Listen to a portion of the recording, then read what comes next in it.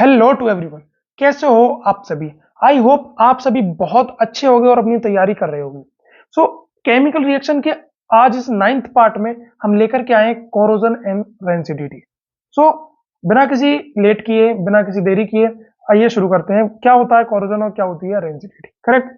अगर हम चलते हैं कोरोजन, कोरोजन को अगर हिंदी में बोलूं तो उसको बोलते हैं हम जंग लगना।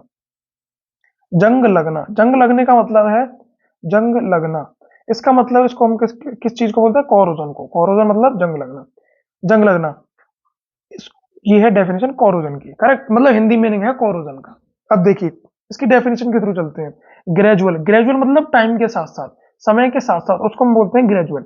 ग्रेजुअल डेट्रियोरेशन, इसका मतलब होता है बिगड़ना। बिगड़ना या फिर उसको डिफॉर्म होना या खराब होना उस चीज का। ऑफ ए मटेरियल, किसी मटेरियल का टाइम के साथ साथ बिगड़ना या खराब होना। यूजुअली ये मेटल, और हालांकि मेटल के केस में अगर हम मेटल की बात करें तो ये चीज ज्यादा देखी गई है कोरोजन की।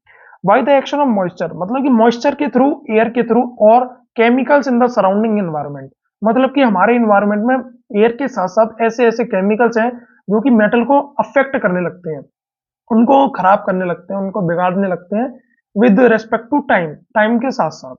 और ये भी केमिकल रिएक्शंस के पार्ट होते हैं। करेक्ट। सो ऐसे कुछ एक एग्जांपल की तरफ हम चलते हैं। अगर हम देखें आयरन के केस में, ये एफ ही मतलब कि आयरन। अगर हम आयरन के केस में चलें तो आपने बहुत से देखा होगा, coolers, fans and many materials जो कि आपके आयरन के होते हैं, उन सभी पे क्या लग जाती है? कोरोजन लग जाती है। करेक्ट। अब कोरोजन होती क्या है समझिए। आपने क्या देखा? कूलर्स, आपके कूलर्स होते हैं, कूलर किसके कांटेक्ट में होते हैं? वाटर के। वाटर मतलब मॉइस्चर के। वाटर मतलब मॉइस्चर के। और एयर तो हर जगह है, तो इट मीन उसको किस क्या चीज मिल गई? प्लस एयर मिल गई। और आयरन तो पहले से है ही, तो इट मीन उसको पूरी फेवरेबल कंडीशंस मिल गई। किसके लिए? कोरोजन के लिए। करेक्ट। कोरोजन करने के लिए उसको सारी फेवरेबल कंडीशंस मिल गई। तो अब आपका कूलर टाइम के साथ साथ एक सीजन के बाद या एक सीजन के भीतर ही भीतर वो क्या करने लगेगा? कोरोजन करने लगेगा। उसकी रिएक्शंस, मेटल की जो रिएक्शंस, जो आयरन की रिएक्शंस है, पानी और मॉइस्चर के साथ आपके कूलर को, आपके अप्लायंस को बिगाड़ने लगेगी। सो यही रिएक्शन है जिसमें आपका आयरन ये रहा और ऑक्सीजन ये रहा, और एक्स अमाउंट ऑफ वाटर जितना उसमें रिक्वायर्ड होगा उस कोरोजन को, उस प्रोसेस को करने के लिए, वो हम यूज करेंगे। करेक्ट, या फिर वो यूज किया जाएगा बाय द रिएक्शन। तो FeO2, O2 क्या हो गया आपका? एयर। O2 हो गया एयर, ये हो गया आयरन, और ये हो गया आपका वाटर। इन तीनों ने क्या बना दिया? एक कंपाउंड बना दिया, वो हो गया आपका कोरोजन का कंपाउंड। Fe2O3.X एक्स इंडिकेट कर रहा है द अमाउंट ऑफ वाटर, जितना इस साइड में हम यूज करेंगे सेम अमाउंट ऑफ वाटर उस साइड में भी आ जाएगा। करेक्ट। और ये इंपॉर्टेंट एग्जाम्पल है आपके एग्जाम बेस के तौर पर। करेक्ट। सो इसको आप याद कर लेना या नोट कर लेना 5 स्टार्स लगा करके, क्योंकि ये कभी कभी ये एग्जाम्पल आपके 1 मार्क्स के क्वेश्चन में भी पूछ लिया जाता है, और पूरा प्रोसेस भी आ जाता है कि define corrosion, what is corrosion, in 4 to 3 marks. Correct, 3 to 4 marks. Second, ये हो गया आपकी फर्स्ट एग्जाम्पल। इसको हम चलते हैं दूसरे एग्जाम्पल में। अब देखिए आपका होगा कॉपर।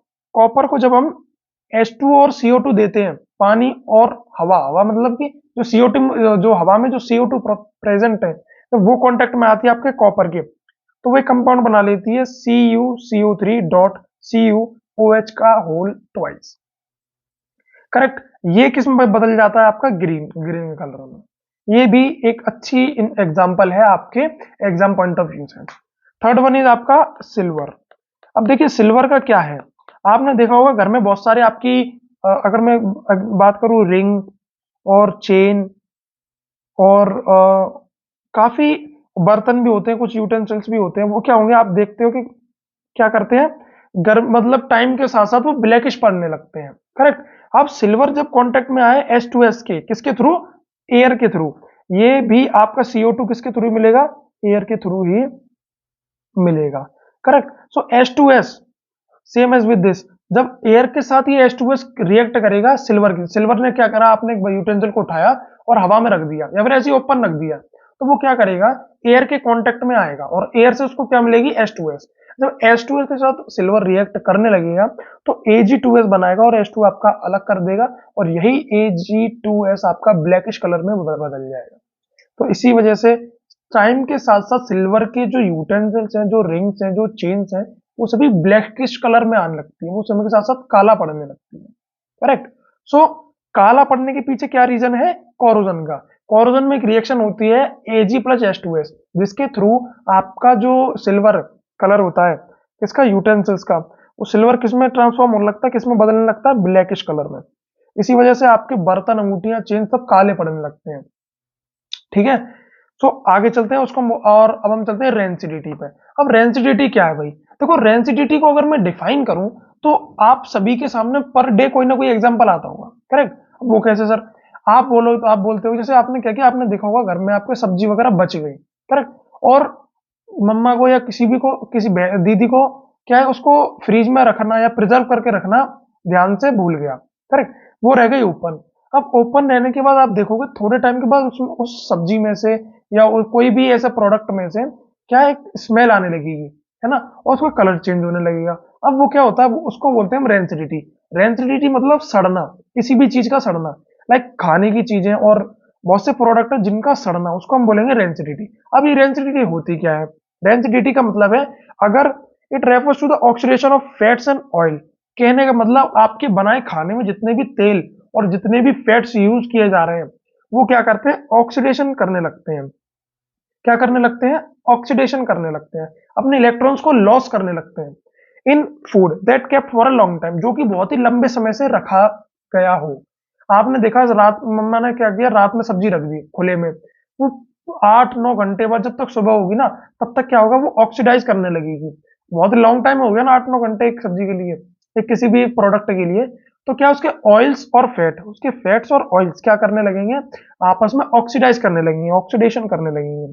तो इट गिव्स फाउल स्मेल, बहुत गंदी सी स्मेल आने लगती है उसमें से, एंड बैड टेस्ट, उसका टेस्ट भी खराब होने लगता है कलर के साथ साथ, एंड कलर टू, और कलर भी उसका एक मतलब ब्लूइश कलर सा बदलने लगेगा, एंड बहुत टेस्ट बहुत बेकार हो जाता है, बहुत ज्यादा बेकार स्मेल आने लगती है।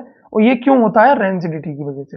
Rancid food causes stomach infection during consumption, खाने पर, और जब आप उस रेंसिड प्रोडक्ट को खाएंगे, लाइक आपने वो सब्जी खा ली, करेक्ट, तो वो क्या करेगा? स्टमक इन्फेक्शन कर देगा। आप कहते हो ना फूड पॉइजनिंग हो गई, the reason of rancidity, rancid food is the reason of food poisoning. कहने का मतलब, आप जितने, आपने क्या किया, आपने, आपको नहीं ध्यान रहा, आपको टेस्ट भी समझ में नहीं आया, चलो आपने क्या किया, उसको खा लिया, तो बाद में आपको क्या होगा? फूड पॉइजनिंग हो जाती है। तब आप कहते हो किस चीज से हुई? वो किसी ना किसी रेंसिड प्रोडक्ट से हुई, किसी ना किसी ऐसे प्रोडक्ट से हुई जिसमें रेंसिडिटी हो चुकी है, जो प्रोडक्ट सड़ चुका है, आपने वो गलती से खा लिया और आपको फूड पॉइजनिंग हो गई। तो आपसे अगर पूछा जाता है 1 मार्क्स में कि रेंसिड या फिर फूड पॉइजनिंग का रीजन क्या है, तो आप लिख सकते हैं द रेंसिडिटी ऑफ फूड और the rancid food consumption is the reason of food poisoning. Correct. अब प्रिवेंशन क्या है? सर प्रिवेंशन और बता दीजिए, प्रिवेंशन क्या क्या होंगे? प्रिवेंशन ये होंगे, आपको उस खाने को, पहली बात खुला नहीं छोड़ना है, कि आपको नॉर्मल एयर के उसको कांटेक्ट में नहीं आने देना। Correct. Second, packaging with oxygen के साथ पैकेजिंग करनी है, बट ये थोड़ा सा एक्सपेंसिव रहेगा, because the oxygen is not available, oxygen आपके पास अवेलेबल नहीं रहेगी, सो ये इट इज वेरी एक्सपेंसिव, तो उसको हम नेग्लेक्ट कर देते हैं। बट ये, और जिसके पास ऑक्सीजन होगी उसके लिए तो बेनिफिशियल है ये चीज। और तीसरा, रेफ्रिजरेटर। रेफ्रिजरेटर में एयर टाइट रहेगा आपका रेफ्रिजरेटर, उसको हीट नहीं मिलेगी, जिसकी वजह से रेंजिडिटी नहीं होगी। तो रेफ्रिजरेटर में रखना भी एक बेटर प्रिवेंशन मेथड होगा रेंजिडिटी के खिलाफ।